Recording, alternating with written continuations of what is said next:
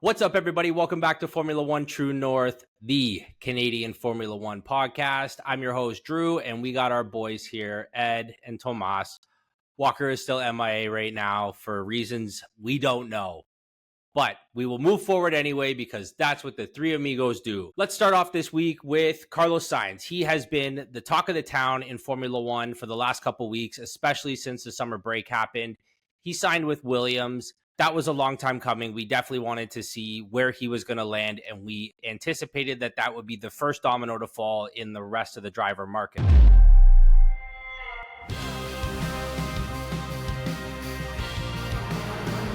It's lights out and away we go. So, let me ask you guys, how will the choice that Sainz made impact the remaining open seats at Alpine and Sauber? And what do you think is going to happen with the rest of the driver market after that happens? Ed, let's rock it, baby.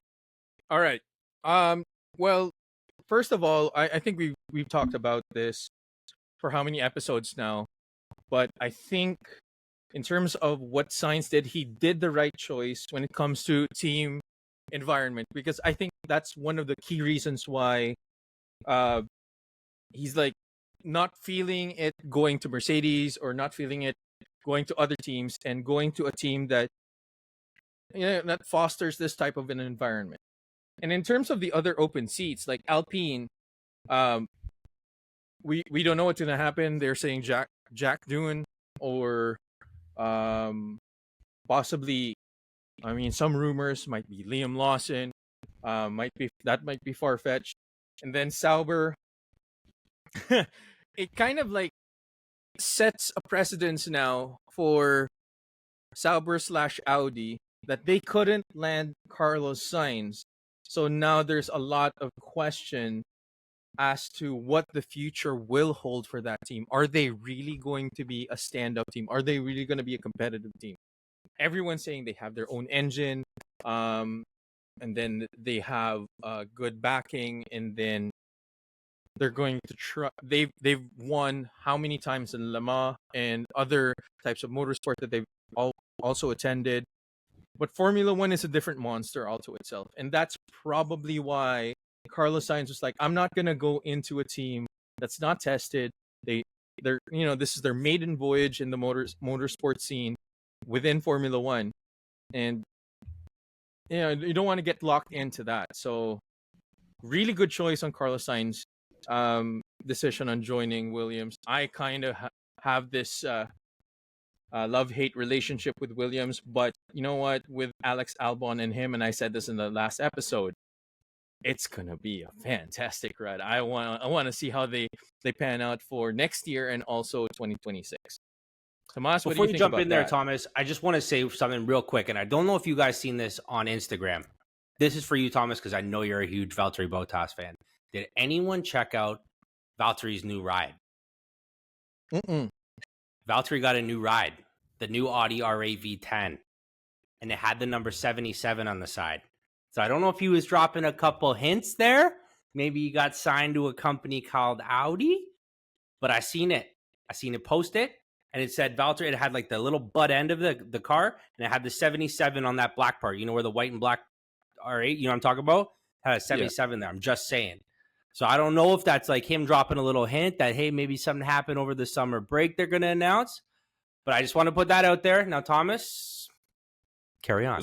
So yeah, in regards to Valtteri Bottas, it would make sense. Like we talked about last episode, he for Audi / Kick Sauber, he's the guy for them to pick. Even though with experience, what's left out there. So if it is true, makes sense.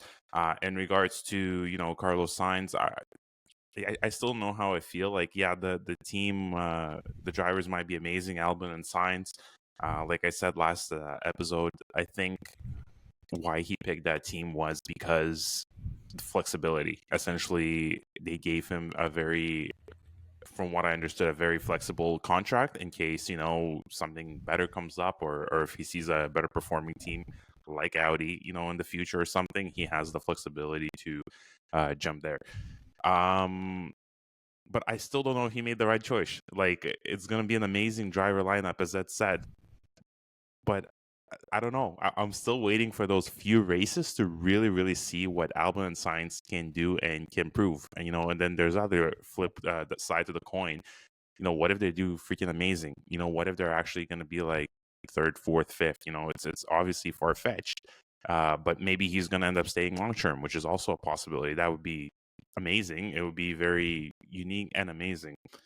In regards to what's left out there for the other teams, slim picking. As Ed said as well, Liam Lawson unsure, a couple other drivers unsure. So, like I said, pretty sure Kick Sauber is gonna sign Valtteri Bottas, and what's left is really unknown at this time from the slim pickings that are available. It might not be none of these guys. It might be someone completely new. We just don't know at this point in time. Right. So, you know what? We have Carlos Sainz over at Williams, and I think he made that decision for a reason. And I think his confidence in James Vowles is ultimately what's going to push someone over the edge in order for him to make a big move like that. But Thomas, I think you're right. I think, him signing a 1+1 was probably the right move, right? He signs a 1-year deal. He's got a seat. He stays in Formula One, which we've seen before is very, very important to make sure you stay there. Because once you're gone, people forget about you very quickly. New drivers come up the ranks and they'll drive for cheaper. And the other side of the coin is Williams looks like they're on the right trajectory. I don't think that they're going to be a front-running team in the time that Carlos Sainz is there, and keeping that option open for him to jump into a Mercedes seat, a Red Bull seat, a McLaren seat, whatever else happens to open up for him I think he has that opportunity because he is a great driver. Is he the best? No, but is he definitely a front-running driver? I'd put him in the top, 6 drivers? Hands down, right? So, I think he made the right move ultimately with the choices he had left. And I think that that's kind of the caveat to all this is that he didn't have a lot of choices and options left, right? He took the one in the hand versus two in the bush kind of idea, right? Williams seemed more like a sure shot idea than something like Audi, Sauber going forward, because they're not in a great place. They're actually in the worst place right now. And they're also just not on the right trajectory at this moment. Now they will be a works team and things might turn around, but that could be a 3, 4, 5-year plan. And who knows how much longer Carlos Sainz has in a seat altogether, right? So I think, for Carlos Sainz, he made the best move with what he had. Now, using that as a segue, let's go from one driver who's made a decision, talked about Valtteri Bottas a little bit. Maybe he has that Kick Sauber, that second seat there. Let's talk about another driver who's hoping for a seat, Danny Ricciardo. Danny Ricciardo was gunning for that second Red Bull senior seat, and Checo got a confirmation over the summer break, just before summer break started, that he was going to be comfortably in that seat for the foreseeable future. That being said, Danny Ricciardo's dream of jumping into that car halfway through the season just got shot. And I guess my question is to you guys, do you guys think that he has a shot at that seat before Yuki Tsunoda, before Liam Lawson, or before another driver? Do you think Danny Ricciardo will ever sit in that second Red Bull seat? I mean, with Christian Horner still at the helm, yes. Simply said, because Christian Horner, I don't know if you've seen how many episodes in Drive to Survive. I think a few years ago. Actually, no, last year, and then also some of the interviews with Christian Horner as well. He has a really soft spot for Daniel Ricciardo, and or is it a hard spot? He's there, huh? Or is it a hard spot? Oh, well, it could be a hard spot too. We'll never know. But yeah, I think that once Sergio Perez is out, I doubt that they would take Liam Lawson into that Red Bull seat, because if they would have wanted him to be in any seat at all within the Red Bull family, he would have gotten it already. He would have gotten it ahead of Ricciardo.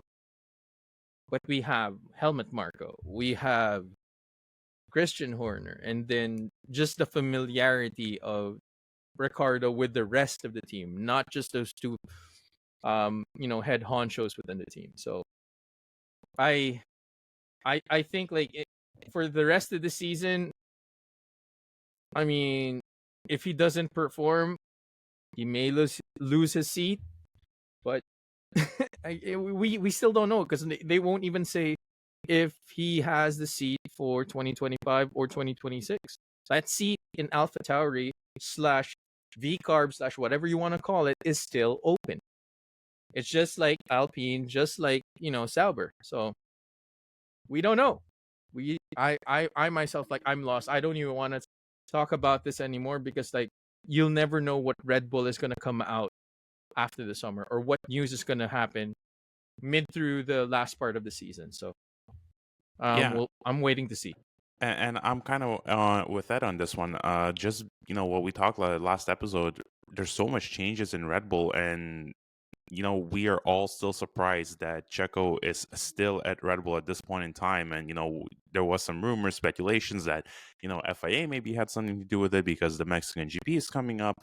Whatever the case is, so it doesn't really matter, in my opinion, that Red Bull's saying, yeah, Checo's gonna stay and for the foreseeable future, because we all know things change so fast there. So if he doesn't perform next couple of races, Red Bull might just come out after the Mexican GP and just say, sorry, Checo, you're done, and we're gonna put someone else, whether that be Danny Rick or no, we don't know. Do I think Danny Rick has a chance to drive for Red Bull? Absolutely. And part of it is what Ed said. Christian Horner likes him as a driver. I still think he has that marketability about him.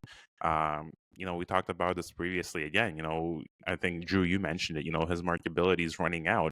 Apparently, it's not running out because he's still popular. He still brings in the fans. Is there better drivers, or should I say, should other drivers deserve his seat that are better? Yeah, that's debatable. Just because, again, whether it's his skill or confidence or the car, he just hasn't been performing the way he should be performing, which is very disappointing. But in the foreseeable future, yeah, I definitely see that he's going to have a chance, whether it's with VCarb or Red Bull or some other team. I don't think he's done yet. And I know, again, we talked about this, he's done for sure. No one's going to sign him and blah, blah, blah. But unfortunately, that's still not the case. He's still here. He's still fighting for it. And I still think he has a lot left to show us. All right, guys. Well, let's play a fun game then. Let's take Danny Ricciardo, and let me ask you, what team do you think would sign him if all the other teams had no seats? Everything was empty. What team do you think would be the most likely to sign Danny Ricciardo? Sorry, let me clarify. Like, all the seats are empty, and who's going to sign him? Yep. What team do you think would fight for him first? Now that makes it different. What team would fight for him first? Yeah. Well, that's tough. That's actually the fact tough. that you guys don't know just shows how uninteresting Danny Ricciardo is besides his marketability. His driver skill set, otherwise you'd be like, oh, Red Bull's going to fight for him. AlphaTauri, you can't even name a team. He's just in the AlphaTauri team because he was in the Red Bull fold. If he wasn't prior to, this guy would have no seat on the grid. He's not good enough to be that guy. It's just because he's a character. He's a decent enough driver to keep the car on track and finish a race. And that's the only skill set he has at this point besides his character and his marketability factor. That's it. And that's why I wanted that exercise to happen. Oh, okay, Thomas, what do you got? No, you're right. As soon as you said it, to your point, and I was thinking what teams would really want, the only two teams that literally came to my mind was Red Bull and VCarb. But even then, I was questioning myself at the same time, so you do have a point. I'm going to agree with you on that one. Well, shucks. Look at that, agreeing with me. All right, well, let's get out of VCarb. Let's get out of Danny Rick. Let's move on to McLaren. They are making a huge push right now because they have both cars racing at the front of the grid right now. They are making a huge push to catch up to Red Bull. They're only 42 points behind. Do you think McLaren's momentum can stop Red Bull from winning the top spot by the end of this year? I know we touched on it a little bit, but oh God, Jesus, Edward. Well, finish it. You might as well. I said it the last episode. They're going to win everything. They're gonna go take the bag, and Max Verstappen's gonna be pissed off because what's happening to the team? Like, it's done. Like, I'm saying it now. I'm manifesting it. It's such a hot word right now. Like, manifesting that McLaren is going to win constructors and Lando Norris is going to take the drivers' championship. Like, the momentum is there, guys. It's there. They're sticking to their word. They have the performance. Even Max Verstappen said that their car is faster than theirs. I'm gonna leave it at that. Not much else to add to Ed's point. Unless Checo pulls off a miracle and starts getting first or second every single race, yeah, McLaren all the way. I don't see Red Bull holding the lead. Now, Checo has been known to pull out the last half of the year in some good form. So he has been known to be the guy to shit the bed the first half of the year and absolutely change his sheets by the last half of the year. So let's assume that Checo starts to pick it up a little bit. And let's say consistently gets in the points. Let's not even say wins on the podium because that might be pushing it a little bit. But if Checo starts getting some consistent points, I don't think that there's a chance that McLaren's going to be able to catch up based on the calls that they're making right now. I would argue, actually, this is another great question. I would argue that McLaren is a faster car than Red Bull right now. Like you mentioned, Ed, Max Verstappen admitted it. Do you think Mercedes over the last 5 races has had the second fastest car? Yes. Would you like to elaborate, or is it you're just going to leave it at a no answer? No. Give me a I'm not mad, but here. this is a podcast. People want to hear us talk. Exactly. Just I'm gonna get to it. Based on the last 3 races before the summer break, Mercedes. So, like, in terms of pace, they have pace. In terms of the strategy, they finally got it. They finally know what to do.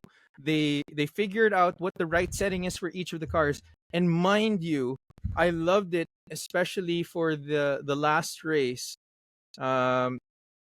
where they were horrible for FP1. Mind you, FP1 and FP2, they changed their floors, and they killed it for qualifying, and they killed it for the race. I mean, it seems like finally they have the groove. They know what they can push out of the car, and they know the pace that they can go at, and they know their strengths, and they're taking it to each and every team, and they know the weaknesses of the other teams as well, and capitalizing on that. And that's why they won 3 races, the last 3 races rather, before the summer break. I think I'm still in the middle of this. I think they put some good moves. I think they got lucky. I think they definitely had the right strategy calls. Do I think they're the second fastest car on the grid right now? Hard to say. I'm leaning towards no. I think a lot of it, the last 3 races especially, were just pure down to luck, driver skill, and the right calls. I don't think they're gonna continue having that success for the rest of the season. Yeah, they're gonna, get the podium, second, third, whatever, maybe some firsts. But yeah, I don't think I still think Red Bull is the second fastest car on the grid compared to Mercedes. All right, that's fair. I think they are. I think if you look at the lap times and you look at what's going on over the last 5 races, I think they are the second fastest car. Do I think that they're going to continue at that? I think that Red Bull is going to make enough moves over the summer break to take back the crown. I think, especially in Zandvoort, that Max Verstappen, who is Mr. Dutchman himself, I think he's going to absolutely come in and slap it this Sunday. And he's going to show everybody why you can't sleep on Red Bull, regardless of what their trajectory has been like over the last 4 or 5 races. He's won the last 3 times at Zandvoort, and I think that there's an opportunity for him to show the home fans what's going on, and I think he's going to take this opportunity and make it happen. To think that this guy didn't spend his entire summer vacation on a sim racer is crazy. You know that guy's been in a cockpit the entire time, racing around all kinds of tracks, all kinds of cars. This guy's a diehard, and he's not going to let this opportunity slip away. So let me ask you guys this on a quick bold prediction. Who do you think has it for Zandvoort coming up this weekend? Oh, yeah, by the way, did we mention it's fucking race week, boys? We're back. Go. We're back. Predictions. I will go with Lando, Piastri, Hamilton. Wow, Max shutout. Okay, damn, Ed. Okay, that's brave. I'm gonna say Max number 1 just because it's his track. I'm gonna say Lewis number 2 because why not? Because Lewis is gonna definitely fight him on this track and not gonna let him have it. Gonna say hard for 3 between Lando and Piastri. Gonna say Lando's gonna be 3rd. All right, that's fair. I'm gonna go with Max number 1. I'm going to go with Oscar number 2, and I'm going to go with George Russell number 3. And the reason why I'm keeping Lewis off here is because Lewis has never won here before. I don't think he likes this track. I just don't think it's in his, wheelhouse in terms of, lovability on this. I just don't think it's for him. Like, how has he been the most winningest driver of all time and never won here? So let's just call it what it is. I think those are some decent bold predictions, boys, because none of us picked the same 3 on the podium. So I'm liking all of that. We'll have to reach out to Walker and see what his bold predictions are, and we'll put that in the Discord, which brings me to my next point. If you guys haven't liked or subscribed and done all that fun stuff, we're on YouTube, so please subscribe. We really appreciate it. It helps out with the algorithm. If you're on Discord, check the show notes. We'll have a link in there. You can jump into the Discord, talk to all kinds of F1 people about F1. It's a blast. Follow us on the socials. We got Instagram, TikTok, Facebook, the whole kit, man. If you scroll on it, we're there. So check it out. We appreciate it. Speaking of which, I don't know if you guys haven't noticed, and this is a perfect segue right now. We haven't mentioned Ferrari in the past 22 minutes of us recording this episode. Not even once did we even consider where Ferrari is and how they're doing. We talked about Carlos Sainz. No. We talked about Carlos Sainz, but we were talking about him and Williams, and that's why I wanted to segue into this, with how Ferrari showed progress in Belgium, and they could be facing a very challenging race in Zandvoort, being that you have the strong McLaren boys, you have the Red Bull team and Max Verstappen that wants redemption, and it's a home race for him. The Orange Army is going to be there popping smoke like mad. And then you have the Silver Arrows that just came from 3 consecutive races. What are the chances that Ferrari is even going to do anything remotely competitive for this coming race? Tomas, what do you think about that? Since you mentioned Ferrari and none of us even mentioned on the podium, that says a lot. I mean, for all of us. So I think we don't have big expectations for Ferrari for this race, which is kind of funny, kind of unique, just considering where they are right now. And none of us picked any of the drivers. It's a little bit concerning for us to all do that. I don't see them fighting this. Drew, you said that you don't see Lewis Hamilton. I see Lewis Hamilton instead of Ferrari, which is the funny part, right? I think Lewis Hamilton is going to bring more of a challenge to Max than any of the Ferrari boys. So I don't think they're going to be competitive this specific race. Maybe I'm going to be wrong. We'll see. But yeah, that's my thoughts.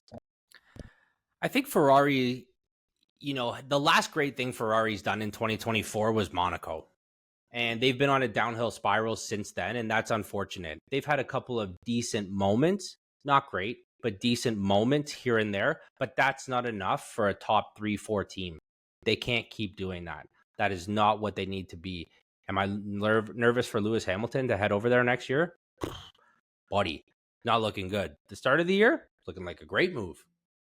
By halfway through the season, not looking so bueno, right? And so I think that Freddie Vasseur needs to give that whole team a shake. They need to get back on board, start doing what they were doing before because it was working. I don't think Zandvoort's going to be their track because that is a very twisty, turny track. As I look up to my track board over here, it doesn't have a lot of straights. And I think that they're going to be more geared towards Monza where they want to perform at home. So I think a lot of this summer was spent looking at the high-speed straights of Monza. And that's kind of been Ferrari's shtick over the last few years anyway. So I don't think Zandvoort's where it's going to be, but this will be a good inclination of how much work Ferrari has put in over the last 3 weeks in order to put them in the right position to start making some moves going the other way. I mean, I actually kind of see it in the other light, being that Zandvoort has a lot of twists and turns and elevation changes, just like Monaco. So I'm seeing correlations between the two, but I could be wrong. Again, I'm just speculating, but there could be a chance that they can be at least in the top 10 and be competitive for both cars, scoring the points. But I doubt that they would be podium. Like with everything that's happened for the past few races post Monaco, it's, as you said, Drew, it's been like pretty much downhill from that point. And then on your point as well on Hamilton, I mean, this again, speculation, but very far-fetched, but I'm just basing it on trends in history. When Mercedes got him, they were in the shits too. They were not a competitive team.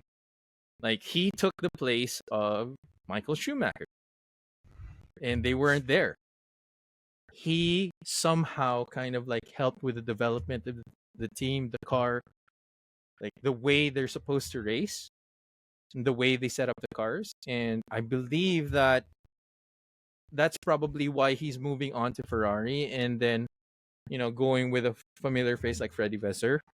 And hopefully we'll have that, you know, same luck and hopefully win. So we'll see what happens. All I'm pumped for right now is we're back. Don't forget to watch FP1 because I base all of my predictions on FP1, Edwards FP1. And yeah, looking forward to the race. Looking forward How to are those predictions been going for you, buddy? nothing. Nothing. So for everybody out there who's listening, let's not base your bets on FP1 because they mean absolutely nothing. But Ed seems to think that they are God's gift to Formula One. And so, you know what? Of course. Let's let the little guy keep thinking he's doing his thing. So what I did read in some new news coming up is that Perez is now set to switch his race engineer after the summer break. He said he's refreshed and ready, that he's back ready to start kicking some ass, which obviously needs to start happening because, you know, the Red Bull team boss, Christian Horner, he said that, you know, Perez's form is unsustainable. And I think that that is a super nice way of saying, kid, you got to shit or get off the pot because, you know, if we are looking at fending off the likes of McLaren, Ferrari, and Mercedes for the Constructor Championship, we need to get something happening big time. And let me ask you guys this question. Do you think a switch up in his race engineer is going to be enough to pull Checo out of the dumps? Anything's going to help at this point. Like, anything. Like, change his shoes, change his socks, change his steering wheel. Heck, you change the side mirrors. Maybe that would help. Anything that would kind of like kick him in the ass and just like, come on, Checo. You went from last place in Abu Dhabi when you were racing for Racing Point and won the race. That's how you got the seat. That's the driver that Red Bull saw. Come back, please. We know you have it.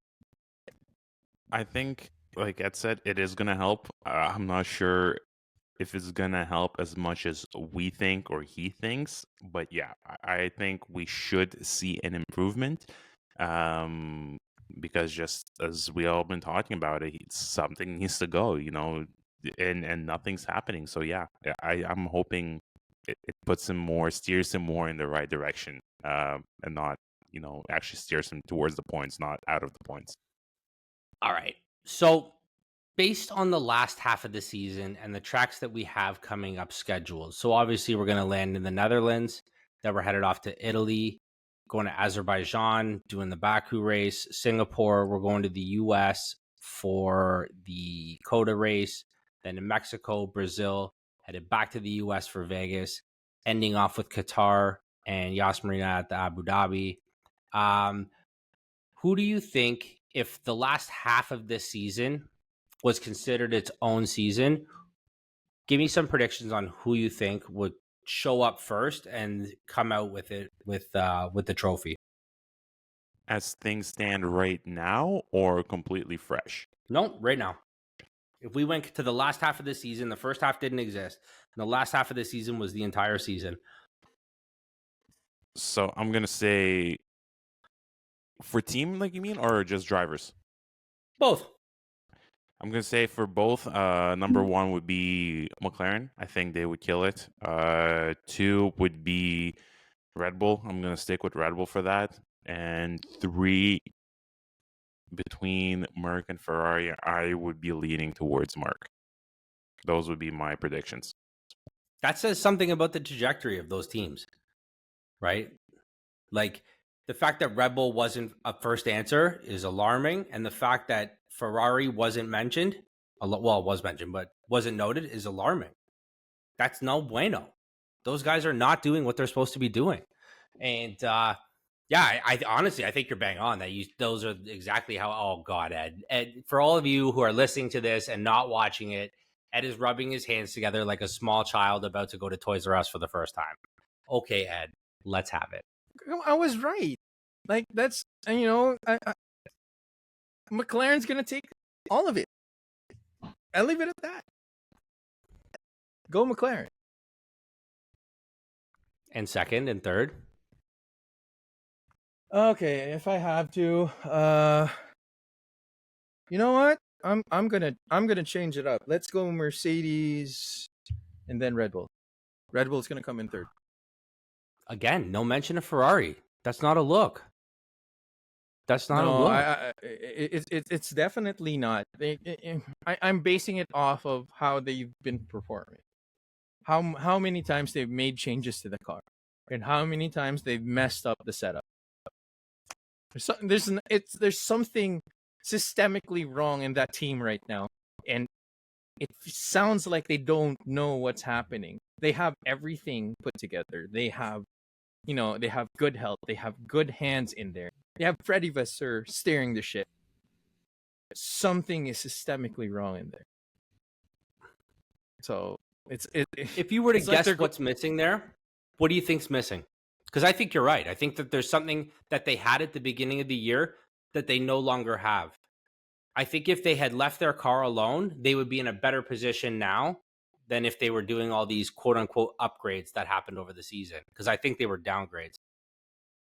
Yes, they were. Like, even them stepping back to a setup when they went to the Hungaro ring, they stepped back to the setup they had in Barcelona, and that worked. So it's not really upgrades. I'm doing air quotes here for people who are not watching the YouTube. And it's, yeah, there's definitely something wrong. I mean, honestly, I feel like if Adrian Newey, for example, and this is probably adding more, gas to the fire. If Adrian Newey would be able to step into Ferrari, for example, which we all know I don't think is going to happen, but if they have someone that's going to kind of like set up the car in a way wherein it's beneficial for the drivers and not just beneficial because of how they're going to respond to other teams, I think that that might help. But again, I'm not an engineer, so I'm just speculating at this point. Thomas, what do you got on that, big guy? I think their passion is lost. They had the fire, they had the desire to win, and something happened and just lost it. And what you guys said as well, the upgrades were not upgrades; they were going backwards. I'm not even going to touch upon Adrian Newey because that would be a huge boost to their confidence, as a whole team. But since most likely that's not happening, as both of you said, it needs to be a little bit of a shakeup there too. Maybe like Ed said, Lewis Hamilton coming in from next year, maybe that's going to shake up the team and actually, put some people in the right place, and they're going to start performing again and hitting those podiums. But yeah, it's Monaco was nice. Their historic race, Ferrari on the podium, amazing, and then just they haven't been the same. So unfortunately for this season, I don't think it can be saved for them from what I'm seeing. Half of it is the fact that none of us really mentioned them, on the podium at all. So it shows how much we as fans believe in them. Yeah, the season is essentially definitely not podium finishers for them and constructors or drivers.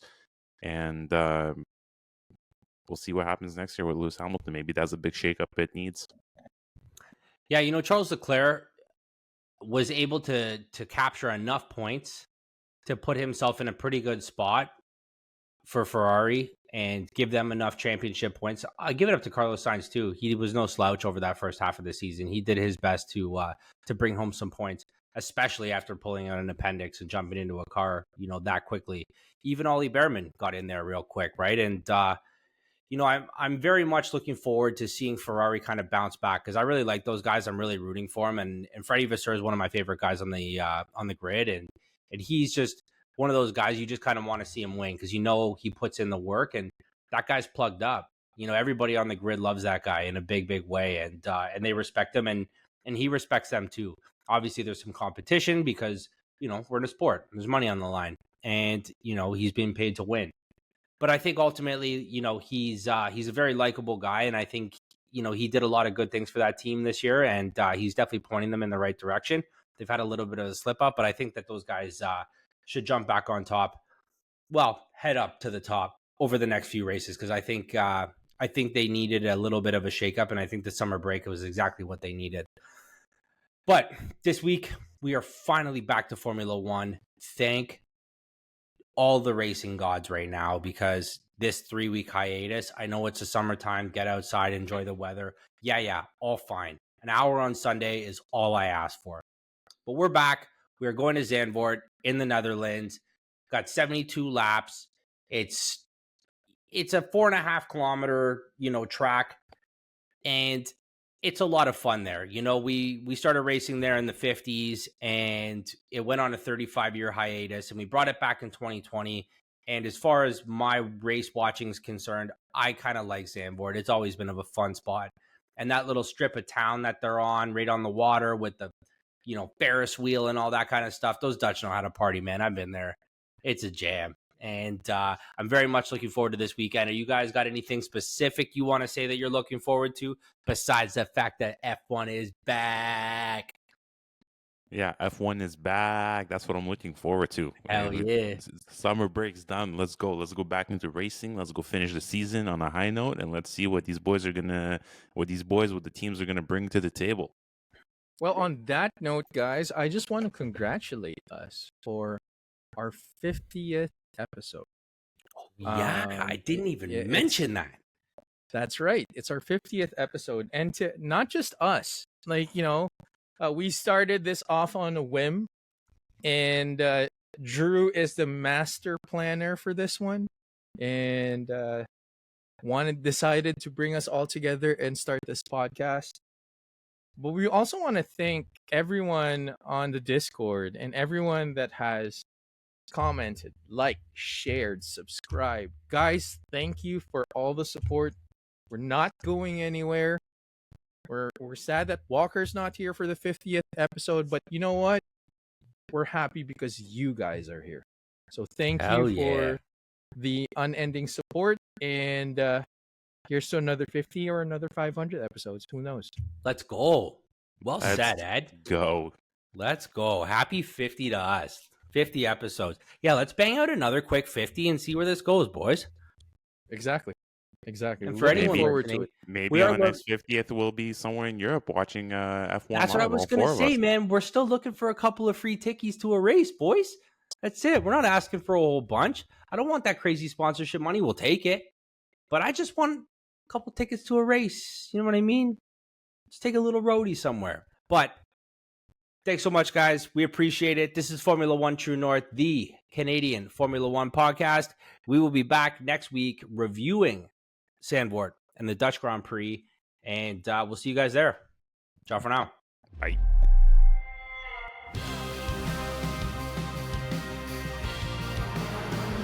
It's lights out and away we go.